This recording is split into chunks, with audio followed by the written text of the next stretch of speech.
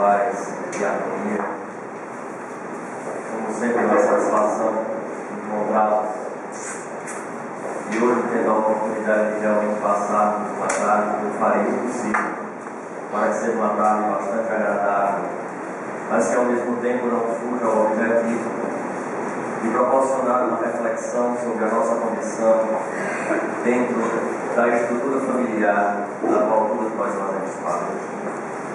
O seminário se divide em praticamente duas partes. A primeira delas, irei focar a atenção em relação ao Instituto Família de uma maneira mais ampla e ao casal, que é o elemento iniciador dessa constelação. Depois faremos um grande intervalo, no máximo 5 minutos, e retomaremos o seminário, e aí sim falando no segundo momento, na relação da educação no contexto pais e filhos. Então, tentemos, dentro do possível, aproveitarmos da melhor forma, mesmo aqueles que já se encontram numa relação estável, ou que não tenham filhos. Acredito que Rosa foi muito feliz, porque na vida e como espíritas, nós muitas vezes somos convocados do lado de fora a darmos as nossas opiniões e auxiliarmos aqueles que nos procuram, de tal forma que todos que aqui se encontram, se não servir para a própria realidade no contexto familiar, se tornem multiplicadores desta verdade que a doutrina espírita coloca, que auxilia a muitas pessoas. O ser humano é um animal biopsíquico, sócio-espiritual. E nós falamos na doutrina espírita que nós passamos pelo processo, pela lei de evolução, de tal maneira que nós já transitamos em outros reinos, do qual ainda nos encontramos muito próximos àquela fase do instinto, da fase animal. E se nós observarmos, é muito comum do animal encontrar-se nessa condição gregária da matilha, ou de inúmeros outros que se apresentam sempre em bandos, de tal forma que com o passar e o desenvolvimento do nosso psiquismo, ainda hoje nós guardamos esta tendência de nos encontrarmos, porque trazemos conosco este instinto gregário que é muito forte em nós. No entanto, no contexto social em que nós estamos vivendo, a família encontra-se sofrendo determinados abalos em suas estruturas, mas ela continua sendo uma instituição insuperável, como escola primeira do Espírito, para que venha ele a exercitar os valores que se encontram inerentes na alma, que nós somos, porque essa é a nossa essência.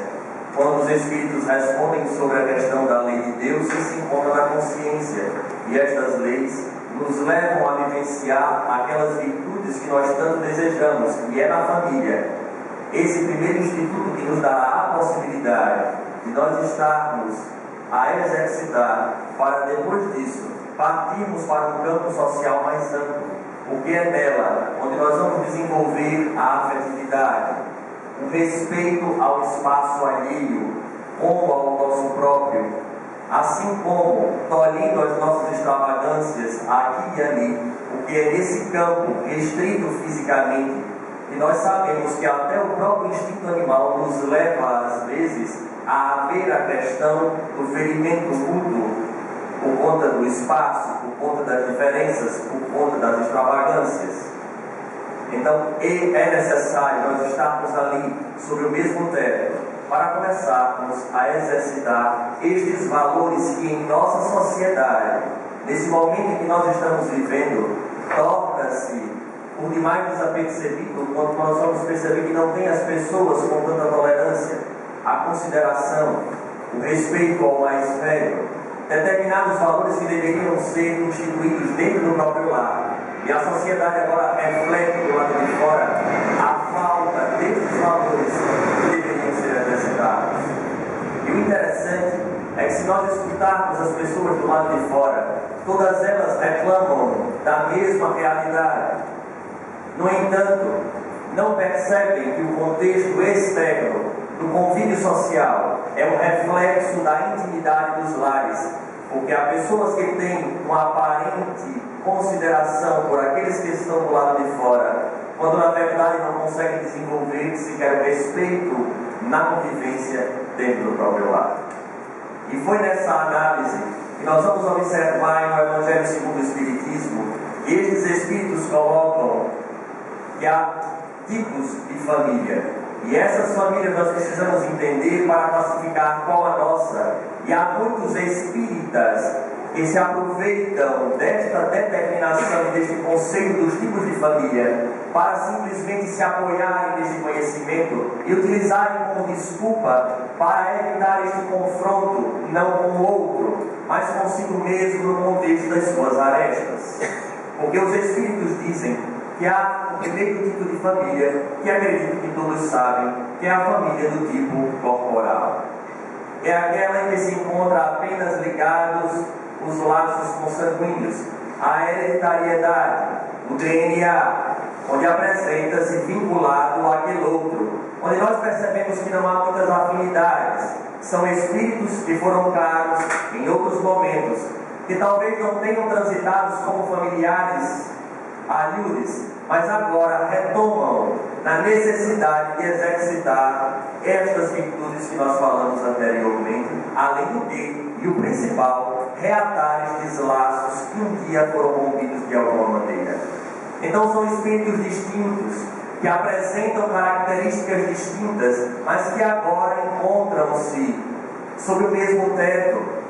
E é neste momento que nós vamos observar quando A ou B diz: eu tenho muito mais afinidade com o filho de fulano, ou com o meu amigo tal, do que com o meu irmão, ou com o meu pai, ou com minha mãe. É porque na verdade são famílias que apresentam-se vinculadas apenas neste contexto corporal.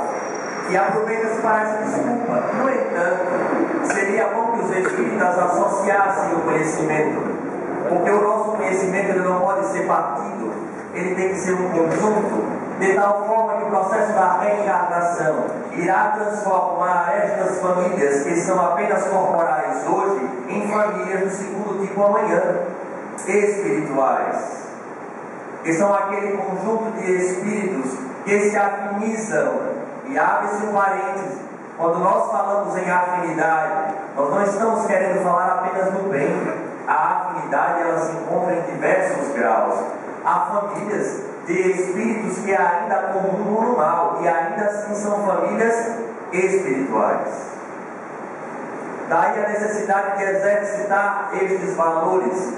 E aqueles outros que falavam das famílias primeiras, a corporal, que está ligado aos vínculos do DNA, da genética em si, jamais esqueçam que o que é corporal hoje será espiritual amanhã, porque essa é a lei, de tal maneira que não pode ser utilizado como um pretexto para não se apertar os laços, não se vincularem, porque amanhã, mais cedo ou mais tarde, tornar-se-ão a família espiritual. No entanto, nós classificamos um terceiro tipo de família, e que nós observamos nesse momento de transição em que a Terra está passando, ser uma família muito comum de ser encontrada, que é a família do tipo mista. Ela não é totalmente corporal, ela não é totalmente uma família espiritual, ela é uma família mista, que são aquelas famílias onde recebem às vezes um espírito diferente daquele grupo, onde pode ser, e vale salientar, um espírito que venha numa condição de uma maior evolução para ajudar aquele grupo, assim como um espírito que venha numa condição mais difícil e que vai exigir do grupo uma posição de uma disciplina, de uma exemplificação, de um norteador, de um oriente para que possa ele experimentar talvez as primeiras sensações ainda no campo do bem. Na minha terra, nós dizemos que a famosa ideia da ovelha negra. Alguém já ouviu? Mas fulano é a ovelha negra da família. Ele é o diferente. Ora, são as famílias mistas que necessitam receber aquele espírito. Ora, para auxiliar no desenvolvimento do contexto familiar, ora para auxiliar o próprio Espírito